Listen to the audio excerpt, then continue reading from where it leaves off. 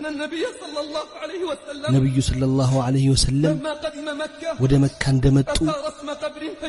ወደ አንድ የቆየ ቀብር ሄዱና ተቀመጡ ማውራትም ጀመሩ ከዛም እያለቀሱ ተነሱ አልናቸው የአላህ መልእክተኛ ሆይ እኛ አይተናል ያደረከው አሉን ጌታዬን አስፈቀድኩት እኔ ጌታዬን አስፈቀድኩት የእናቴን ቀብር እንደዘይር ፈቀደልኝ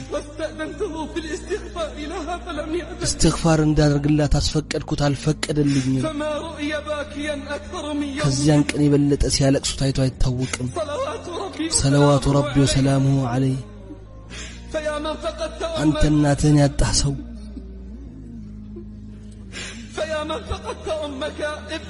አንተ እናትህን ያጣህ ሆይ በማጣትህ አልቅስ ለሷ የምታደርገውን ዱዓ አብዛ አንተ ደግሞ እናትህ በሕይወት ያለች ሰው እግሯን አጥብቀህ ያዝ ጀነትህ እዚያ ነችና አንድ ቀን ይመጣል እሷም አታይበት